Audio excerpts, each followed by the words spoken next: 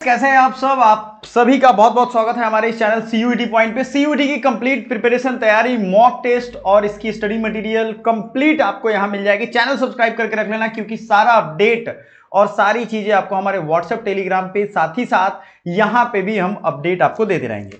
सबसे जरूरी चीज है कि क्या सीयूईटी के एग्जाम डेट, पैटर्न और बोर्ड के बेस पे, जो नंबर के बेस पे एग्जाम जो एडमिशन दिए जा रहे हैं, क्या इसकी वजह से आपका पैटर्न चेंज होने वाला है? इसको देखिएगा। 2026 के लिए बहुत ही ज्यादा जरूरी होने वाला है ये CUET exam 2026 latest update in Hindi. ये मैं अपने से नहीं कह रहा हूं, ये एजुकेशन मिनिस्ट्री तक बात पहुंची है। और क्यों पहुंची है इसको समझिएगा, मैं आपको समझाता हूं। एक एक चीज बड़े पॉइंट है। देखो, जब भी बीएचयू हो, डीयू हो, इन जब में सीट वैकेंट रहने लग जाता है ना, सीट वैकेंट रहती है, तो बोर्ड के एग्जाम के मेरिट पे, यानी बोर्ड में जितने नंबर हैं उनको भी इनवाइट किया जाता है। इंक्लूडिंग जो छोटी यूनिवर्सिटी है उनमें ये ज्यादा समस्या है, लेकिन बड़े यूनिवर्सिटी में भी जब से सीयूईटी आया कुछ ना कुछ बदलाव की बातें होती रही है। क्यों?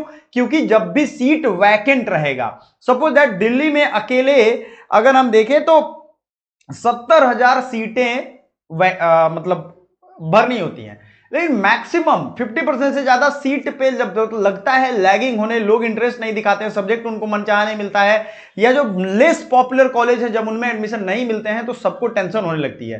टेंशन बोर्ड को होगी, यूनिवर्सिटी को होगी, सबको होगी। और ये फाइनल इस बार बात एजुकेशन मिनिस्ट्री तक पहुंची है। ठीक है, ध्यान से देखिएगा। देश में कई यूनिवर्सिटी में खाली सीटों का सवाल केंद्रीय शिक्षा मंत्रालय के पास भी पहुंचा है। सूत्रों के अनुसार शिक्षा मंत्रालय भी खाली सीटों के सही कारणों का पता लगा रहा है।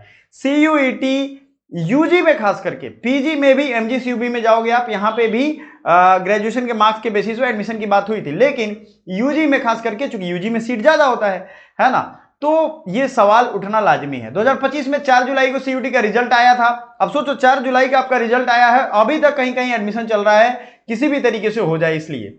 या बहुत सी प्राइवेट और स्टेट यूनिवर्सिटी में एडमिशन की प्रक्रिया के कई राउंड हो चुके हैं। देखो बच्चों, मैंने बीएचयू से पढ़ाई की है, यूजी, पीजी और यूजीसी नेट असिस्टेंट प्रोफेसर का एग्जाम क्रैक कर लिया हूं, वो भी 3 टाइम 99 परसेंटाइल से। एनटीए को मैं बहुत अच्छे से समझ रहा हूं। एनटीए जिस भी एग्जाम में घुस रहा है, या तो उनका बेड़ा पार कर दे रहा है या बेड़ा गर्क कर दे रहा है, ये याद रखिएगा। इसके अलावा सीयूटी 2026 के पैटर्न में भी कुछ बदलाव होंगे।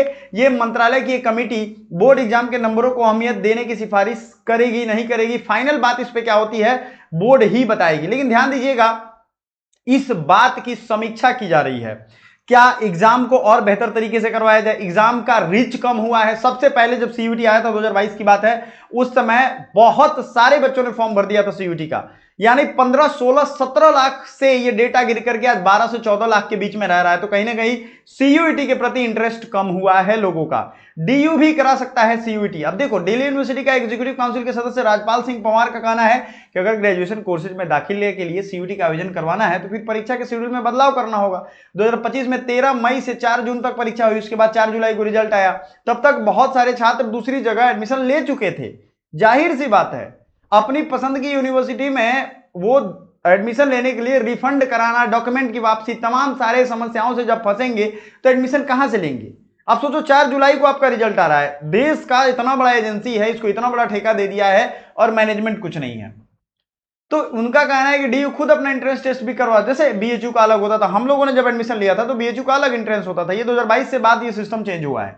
समझ रहे हो? पिछले 8 सालों से मैं आपको गाइड कर रहा हूं, इस चीजों को समझो। आप एक एक अपडेट आपको यहां मिलेगा। चैनल को सब्सक्राइब कर लेना, वीडियो को लाइक कर देना। आप ज्यादा से ज्यादा बच्चों, यूनिवर्सिटी की भी मांग है कि भाई, यूनिवर्सिटी ने भी इस मुद्दे को उठाया। दरअसल यूनिवर्सिटी में एडमिशन के लिए 4 से 5 काउंसलिंग तक होती है। अब सेशन लगाने पड़ते हैं। समझो, एक सेशन में 5 दिन भी अगर लेते हो तो 1 महीने से ज्यादा टाइम लगेगा, सिर्फ काउंसलिंग काउंसलिंग काउंसलिंग काउंसलिंग। उनका फी पेमेंट फंस गया, ये हो गया, वो हो गया, बहुत सारी चीजें हैं। स्टूडेंट को गाइडेंस की जरूरत है। बहुत सारे बच्चे अभी भी बिहार वगैरह में वो जानते ही नहीं है सीयूटी को, ये याद रखिएगा।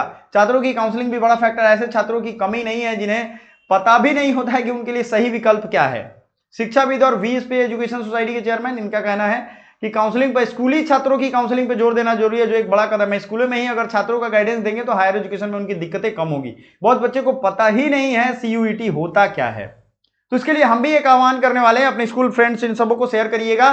कहीं भी आपको एडमिशन लेना हो तो उसका क्या प्रोसेस है भाई। आप जैसे मैं था, मुझे लगता था 10वां के बाद पढ़ाई खत्म। 2010 में मैंने 10th पास किया है। आजकल को बच्चों को तो बहुत कुछ पता है। तो ये सारी चीजें हैं। आप सोचो, डीयू समेत जिन यूनिवर्सिटी में सीट खाली रह गई वहां पर कुछ ऐसे सब्जेक्ट कॉम्बिनेशन वाले कोर्स हैं जिसमें से सीटें तो ज्यादा है लेकिन दाखिले कम हो रहे हैं। डीयू में जो सीटें खाली हैं उनमें से 95% से ज्यादा बीए के होते हैं और सब्जेक्ट कॉम्बिनेशन वाले बीए के सब्जेक्ट कॉम्बिनेशन वाले कोर्सेज हैं। अब ये चाहते हैं सभी लोग कि इस चीज को बदला जाए। आपकी क्या राय है, क्या बदलना चाहिए? क्या आपको बीएचयू, डीयू और जेएनयू में एडमिशन का तौर तरीका बदलना चाहिए? क्या पहले वाली सिस्टम ठीक है? अपनी राय जरूर दीजिएगा, शॉर्ट में जरूर कमेंट करके बताइएगा। बहुत बहुत धन्यवाद आपका, थैंक यू सो मच।